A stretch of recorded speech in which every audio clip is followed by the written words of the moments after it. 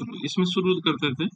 यहाँ पर देखो बेटा, उत्प्रेरक के प्रकार हमने पढ़े थे। उत्प्रेरक कितने प्रकार के होते हैं? ये 4 प्रकार के। जैसे माना एक धनात्मक उत्प्रेरक था।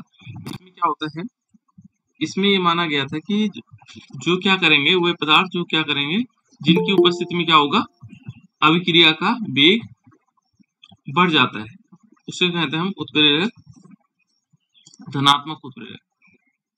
ठीक है ना।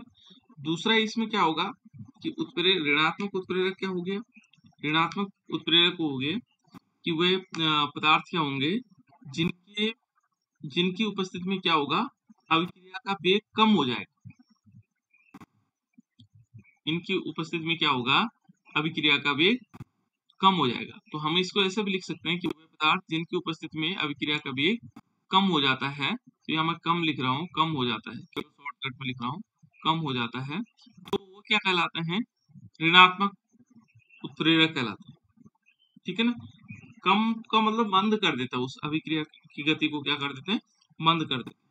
ठीक है ना। इसका उदाहरण इन्होंने दिया हुआ है कि सोडियम सल्फाइड है। सोडियम सल्फाइड का फॉर्मूला होता है बेटा, जैसे Na2SO3, Na2SO3 है ना। इसके 2 मॉलिक्यूल लेंगे, इसका नाम है सोडियम सल्फाइड। देखो मैं कई बार बता चुका हूं आप लोगों को कि SO3 जहां होगा वो होगा सल्फाइड, उसको क्या बोलेंगे, सल्फाइड। तो ये सोडियम सल्फाइड हो गया।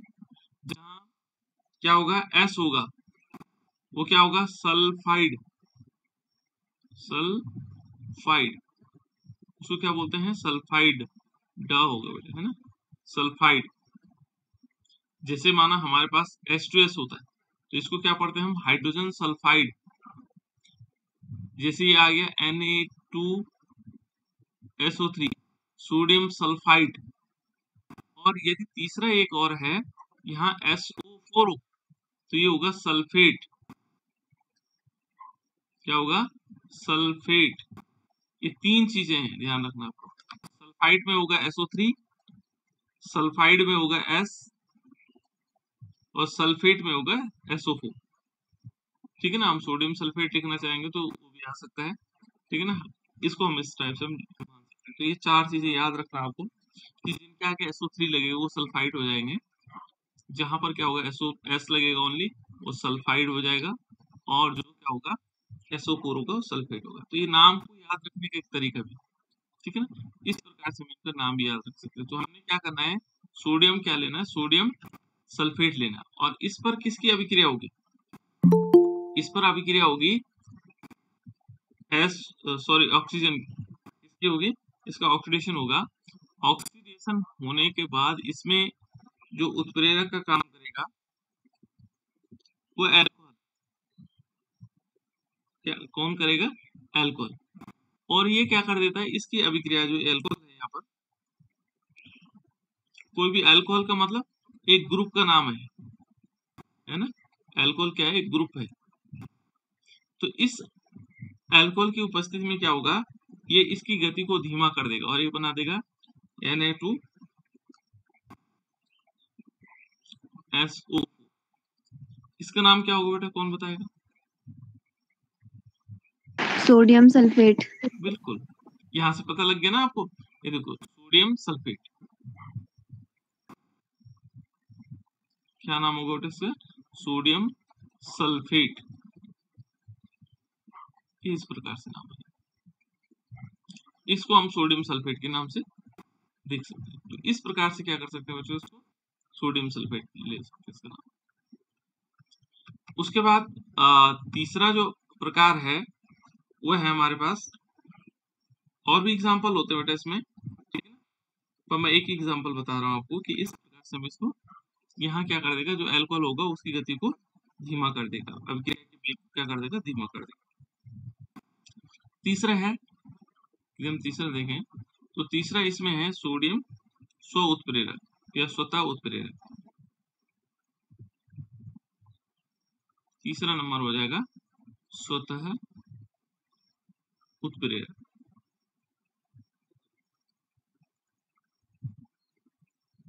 स्वतः उत्प्रेरक, ठीक है ना, ये ऑटो कैटलिस्ट भी कह सकते हैं इसको।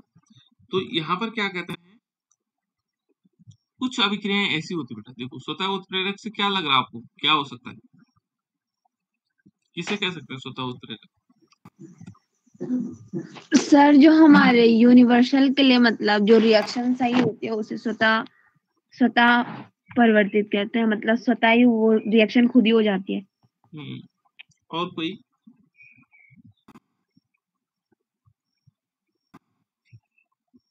और कोई बता सकते हो बेटा?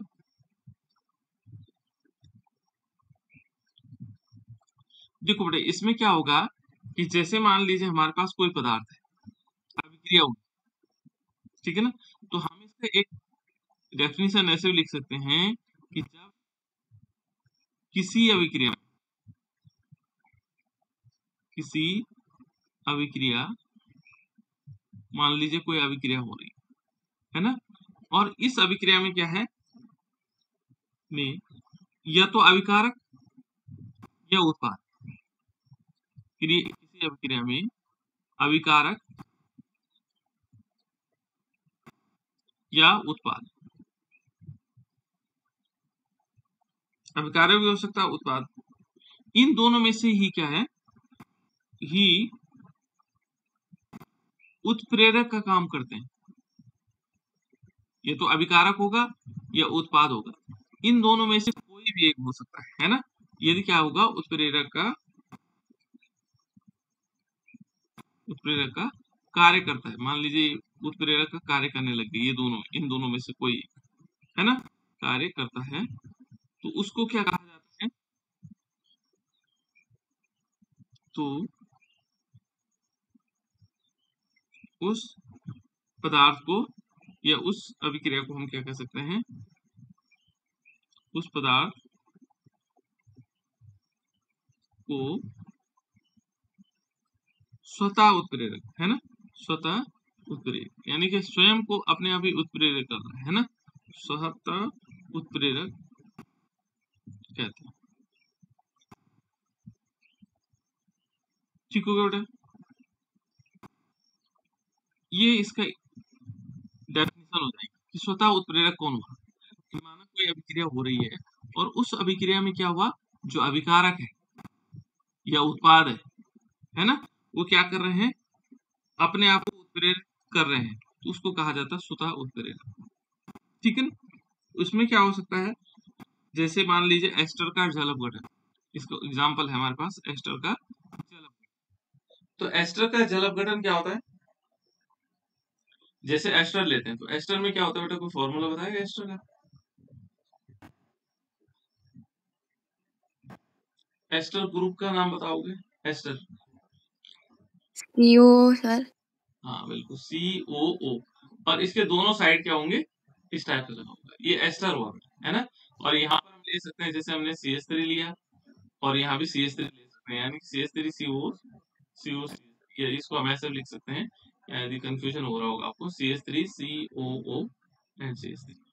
जब हम इसका क्या करेंगे बेटा, जल अपघटन करवाएंगे, जल के साथ अभिक्रिया करवाएंगे, तो इसमें क्या होता है कि जैसे जल हमारे पास H2 है ना, और ये किस माध्यम में अभिक्रिया होती है, ये होती है अम्लीय माध्यम में, ठीक है ना, इसमें क्या होगा, अम्लीय माध्यम। तो ये क्या करता है कि जैसे ये अभिक्रिया होगी, इस अभिक्रिया पहले प्रारंभ में तो बहुत धीमी गति से होती, लेकिन कुछ समय बाद क्या हो जाती, तेज गति से होने लग जाती। पहले शुरुआत में तो बहुत धीमी से होती है और कुछ समय बाद क्या होने लग जाती, तीव्र गति से। और क्योंकि उसका कारण क्या है कि इसमें क्या होगा, पहले एक तो बनेगा CH3, ये बनेगा, और साथ साथ में बनेगा इसमें C2H5OH, ये दोनों तत्व बनेंगे, ठीक है ना।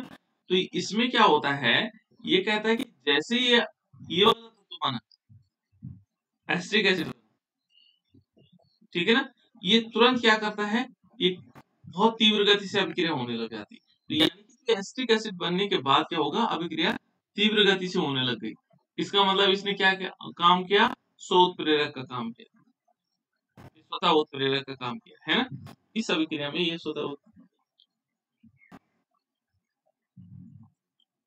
उत्प्रेरक का काम करने लगे, ठीक है बेटा। इस प्रकार से क्योंकि जब वो प्रोडक्ट बन गया उसके बाद वो तेज होने लग गया अभिक्रिया तीव्र गति से। इसके बाद नेक्स्ट है बेटा इसमें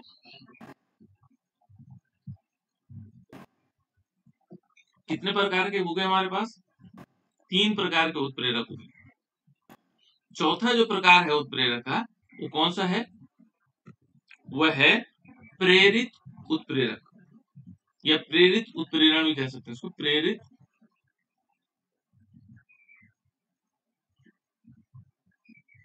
उत्प्रेरक।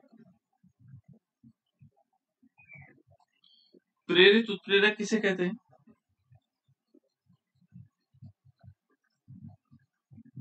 किसी को मालूम हो?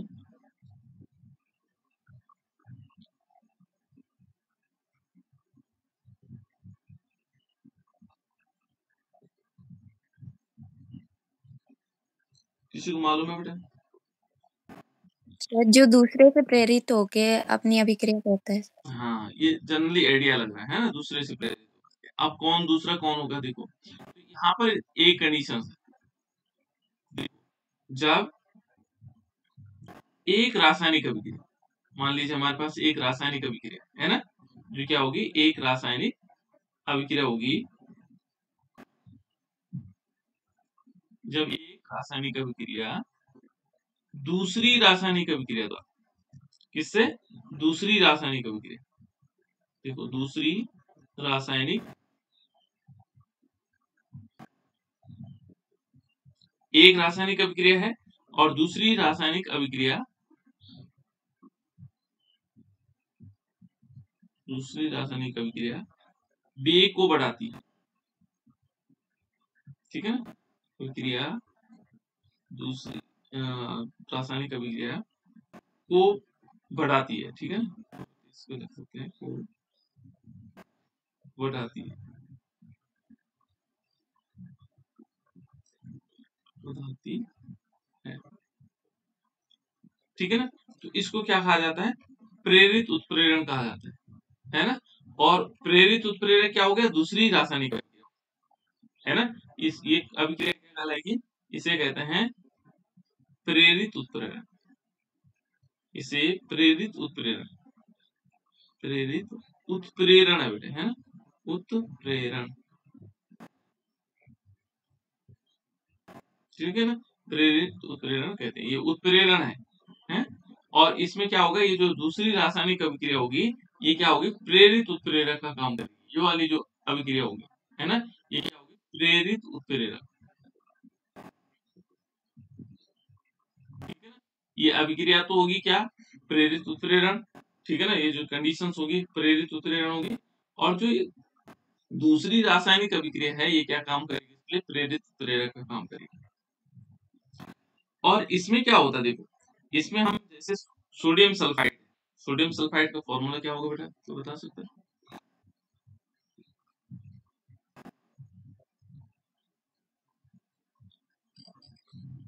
सोडियम सल्फाइड का फॉर्मूला N2SO3। N2 नहीं बेटा, Na2, Na2 सर। हाँ Na2SO3, ठीक है ना। ये क्या होगा, सोडियम सल्फाइड, क्या हो गया, सोडियम सल्फाइड। जब हम इससे किसके साथ करेंगे, ऑक्सीजन के साथ अभिक्रिया करेंगे, किसके साथ करेंगे, ऑक्सीजन के साथ। मान लीजिए हमने क्या किया, इसमें ऑक्सीजन के साथ अभिक्रिया, है ना, और इसको क्या कर दिया, ये बना दिया इसने, 2 मॉलिक्यूल बन गया Na2SO4,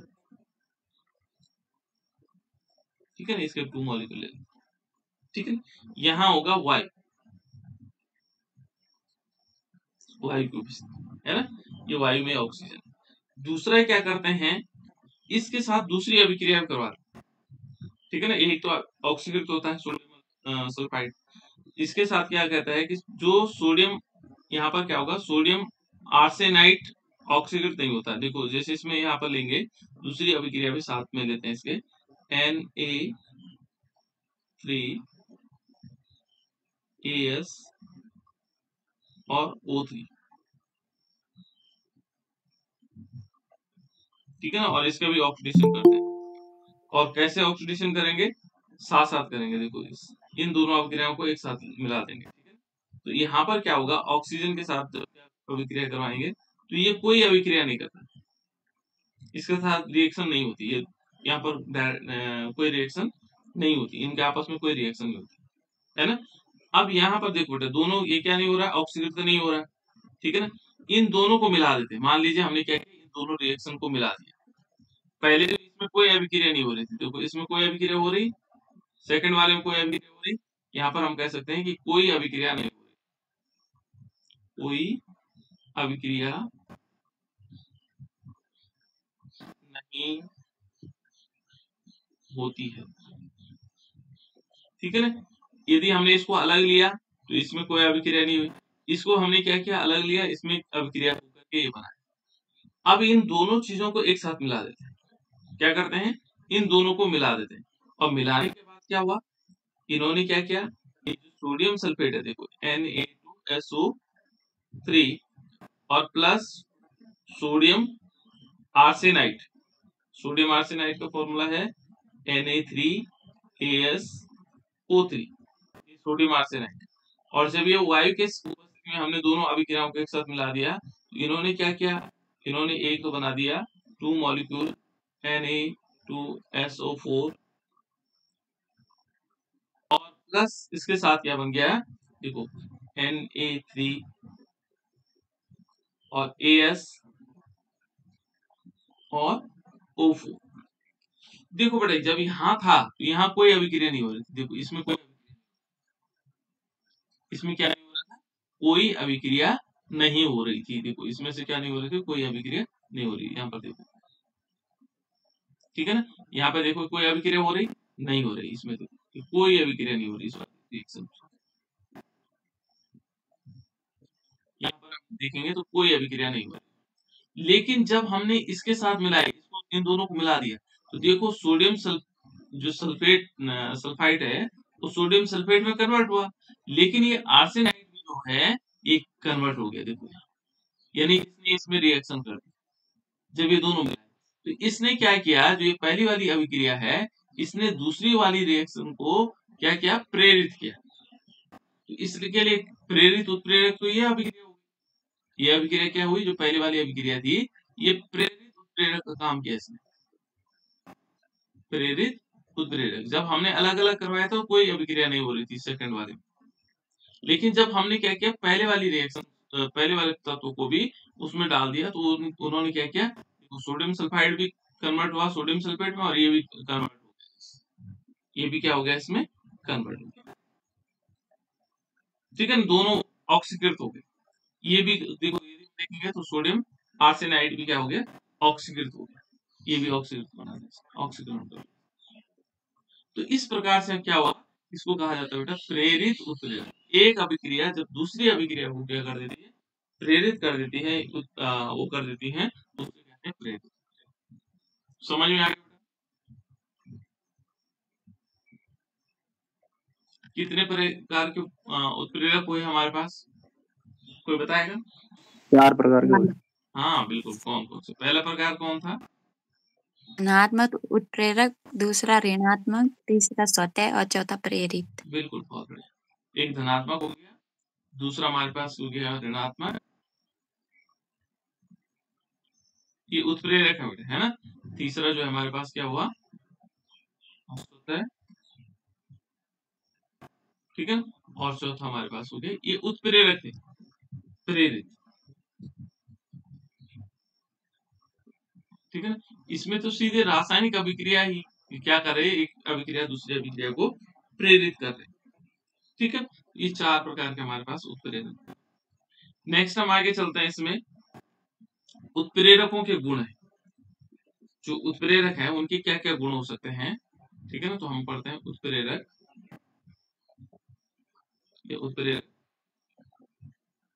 ठीक है ना, उत्प्रेरक के गुण, जो कैरेक्टरिस्टिक होगी कैटलिस्ट की वो हमें जाननी है, कौन कौन सी हो सकती है ना। तो इसको हम ऐसे लिख सकते हैं, यानी कि कैरेक्टरिस्टिक,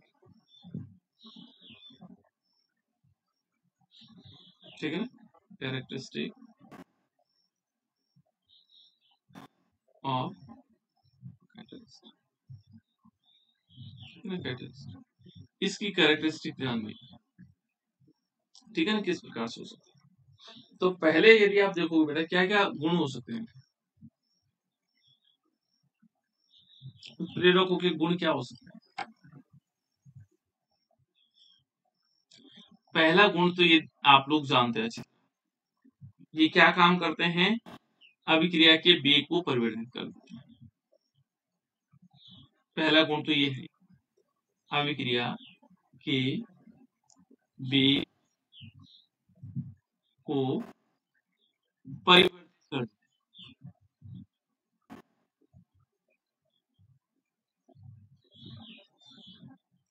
ठीक है बेटा, ये तो आप जानते हैं। परिवर्तित क्या कर सकते हैं, वो तीव्र भी कर सकते हैं और धीमा भी कर सकते हैं, ठीक है ना। अभिक्रिया के वेग को परिवर्तित कर देते हैं। जैसे मान लीजिए हम क्या लेते हैं, एक एग्जांपल है, देखो H2 प्लस O2, हाइड्रोजन के साथ हमने ऑक्सीजन की अभिक्रिया करवाई, ठीक है ना। यहाँ हमने क्या किया, कमरे के ताप पर लिया, सिंपल रूम टेम्परेचर पे, है ना। यहाँ पर हम इसको ले सकते हैं कमरे के ताप पर।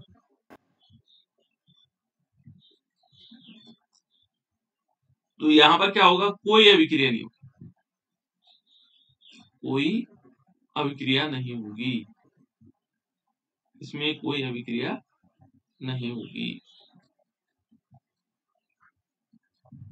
ठीक है ना। यदि हम कमरे के ताप पे लेंगे तो इसमें क्या होगा, कोई अभिक्रिया नहीं। लेकिन क्या कर देते हैं, जैसे मान लीजिए हमने क्या लिया, 2H2 लिया और प्लस O2 लिया, लेकिन अब हम उत्प्रेरक डालते हैं। उत्प्रेरक हमने क्या लिया, PT लिया, प्लेटिनम ब्लैक, प्लेटिनम ब्लैक।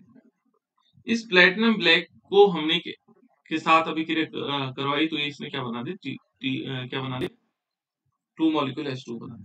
तो देखो बेटा इसमें क्या हुआ, किसने वेग को परिवर्तित किया, यहाँ कोई वेग नहीं हो पा रहा था, यहाँ वेग उसने स्टार्ट करवा दिया, है ना। तो ये गुण है इसके, अभिक्रिया के वेग को क्या कर देते हैं, परिवर्तित कर देते हैं, है ना। और वेग प्रारंभ में तो कोई अभिक्रिया नहीं हो रही थी इस वाली कंडीशंस में, और इसमें क्या हो रहा है, दूसरा वो क्या बना दे रहे, तत्व बना दे रहे, ठीक है ना। इस प्रकार से पहला गुण तो ये हो गया। दूसरा क्या गुण हो सकता है बेटा इसमें, दूसरा गुण क्या हो सकता है सर? साम्यावस्था को साम्यावस्था को उत्प्रेरण अभिक्रिया में शीघ्रता से लाने में सहायक है सर। जो साम्यावस्था है, उत्प्रेरक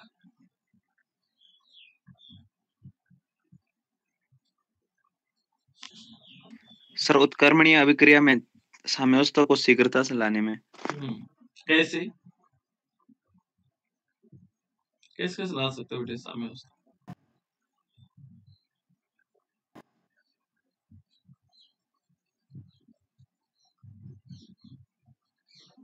देखो यहाँ पर क्या होता है, उत्प्रेरक का काम क्या होता है, उत्प्रेरित करना, है ना।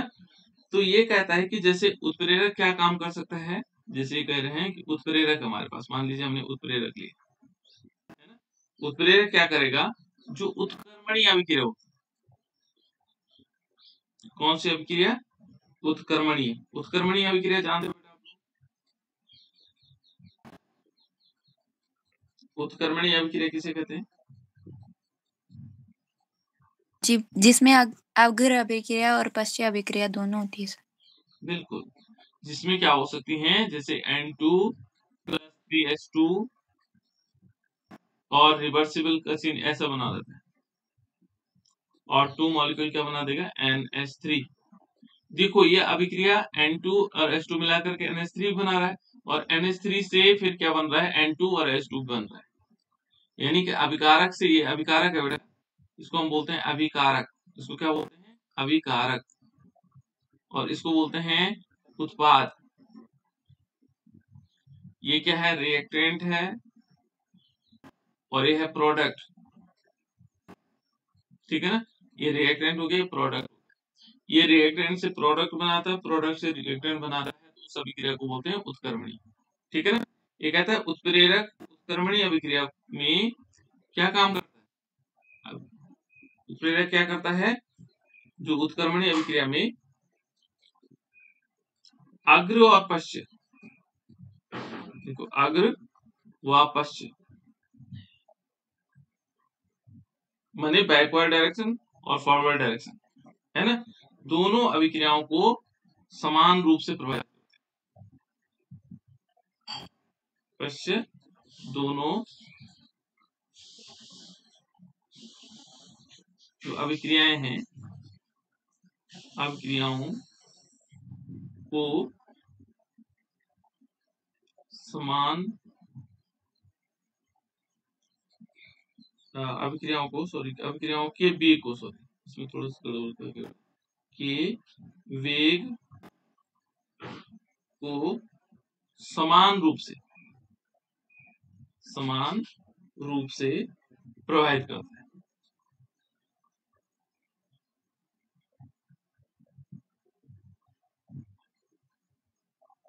ठीक है ना, समान रूप से क्या करेगा, जो आगे और अगली तरफ चलने वाली अभिक्रिया है और पश्चिम तरफ अभिक्रिया चलने वाली, उनको वेग को क्या करेगा, समान रूप से प्रभावित करेगा।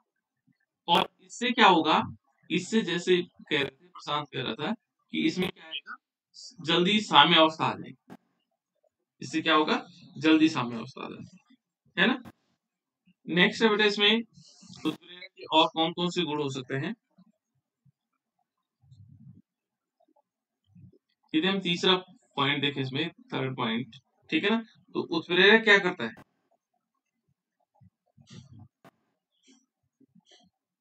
देखो ये यहाँ पर एक कंडीशन ये है कि ये कहता है कि उत्प्रेरक जो होगा, ठीक है ना, उत्प्रेरक की क्षमता, उत्प्रेरक की क्षमता जिस ताप पर सर्वाधिक होगी, जिस ताप पर सर्वाधिक होगी, सबसे ज्यादा होगी जिस ताप पर, ठीक है ना। मान लीजिए उत्प्रेरक की क्षमता जिस ताप पर क्या होगी, सर्वाधिक होगी, ठीक है ना, उसे क्या कहते हैं, मान लीजिए सर्वाधिक हो गई, है ना, तो उसे कहते हैं अनुकूलतम ताप। उस ताप को क्या कहते हैं, उसे अनुकूलतम ताप,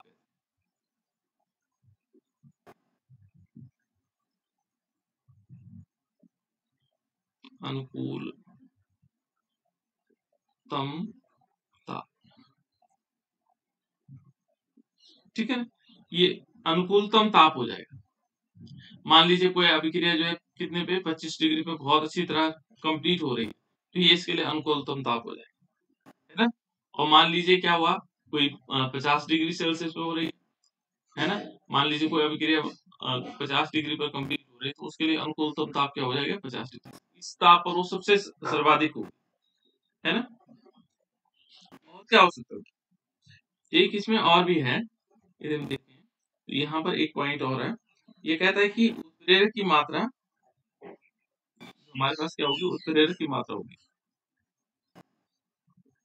उत्प्रेरक की मात्रा तथा रासायनिक संगठन, दो चीजें, है ना, एक तो मात्रा है और दूसरा क्या है, रासायनिक संगठन। ये रासायनिक संगठन समझते हैं बेटा आप लोग, में कोई परिवर्तन नहीं होता, कोई परिवर्तन नहीं होता है, ठीक है ना, कोई परिवर्तन नहीं होता है। जैसे हमने पहले भी रिएक्शन देखी कि उनमें क्या हो रहा था कि जो उत्प्रेरक है उसकी न तो मात्रा में परिवर्तन आया, न रासायनिक संगठन में आया।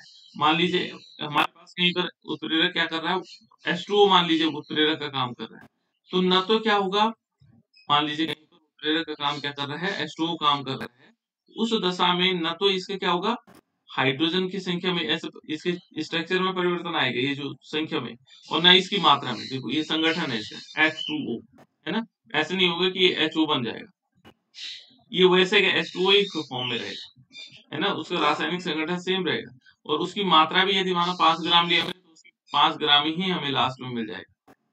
तो उत्प्रेरक न तो क्या होगा, उसकी मात्रा में परिवर्तन आएगा, और ना ही उसके संगठन में कोई परिवर्तन आएगा। ये बात समझ में आ गई बेटा? यानी वो जैसे का तैसे वापस आ जाएगा। ठीक।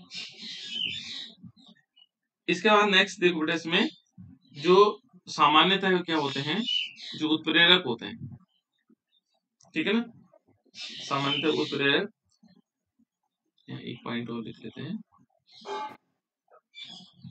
सामान्यतः, ठीक है ना, उत्प्रेरक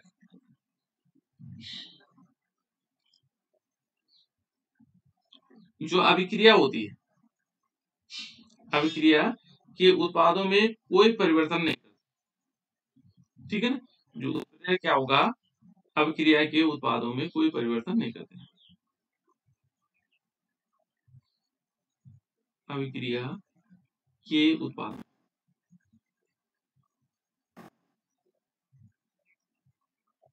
ठीक है ना, के उत्पादों में कोई परिवर्तन नहीं करते,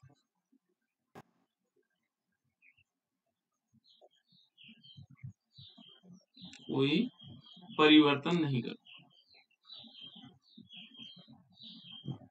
ठीक है ना, कोई परिवर्तन नहीं करते। तो यहाँ पर क्या होगा, इसमें क्या होगा, उसमें उत्पाद में कोई परिवर्तन नहीं करेगा, है ना। और उत्प्रेरक क्या होगा, उत्प्रेरक की अनुपस्थिति में क्या होगा, में जो उत्पाद क्या होगा वही प्राप्त होगा। मान लीजिए हमने क्या किया, सपोज एक रिएक्शन ले लेते हैं कि H2, मान लीजिए ये तो होता नहीं है, जैसे मान लीजिए हमने सपोज लिया कि Na2SO3 लिया, है ना, इसका ऑक्सीडेशन हुआ, यहाँ पर हमने वायु उत्प्रेरक के रूप में ले रखी थी, ठीक है ना, ये सॉरी वायु मान सकते हैं, उत्प्रेरक के रूप में हमने ले रखा था।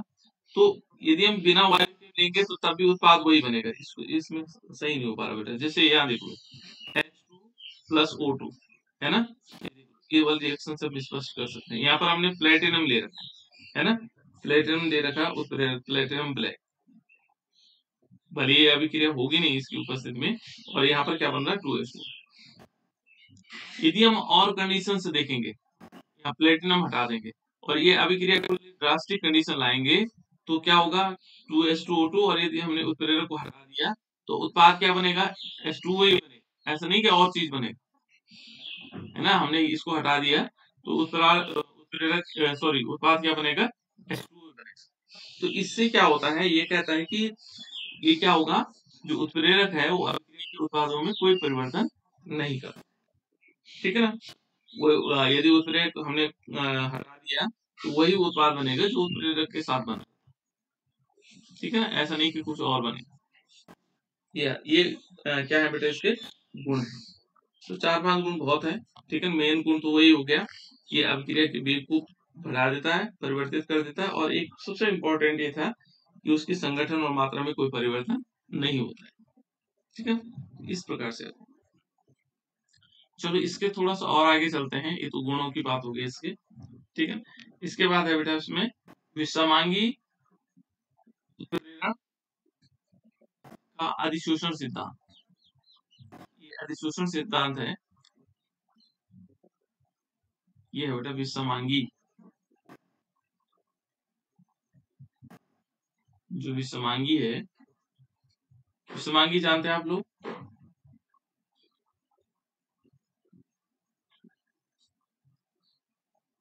विषमांगी उत्प्रेरण का अधिशोषण सिद्धांत,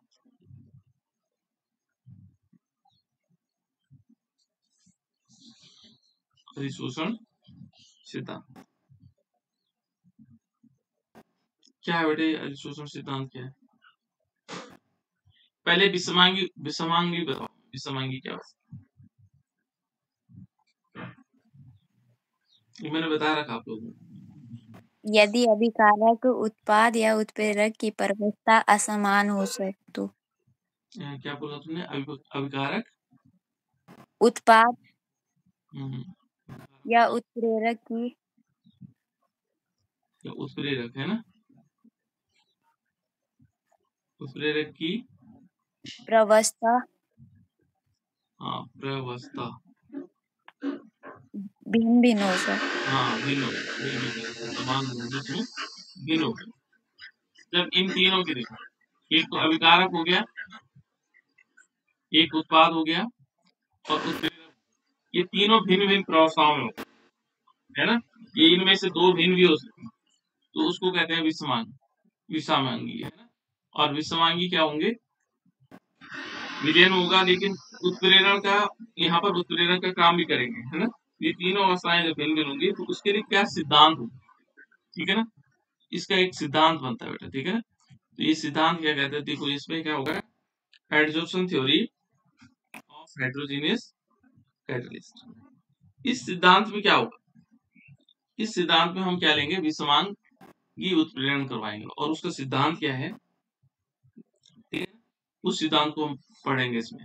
मुझे लग रहा है तो इसमें ये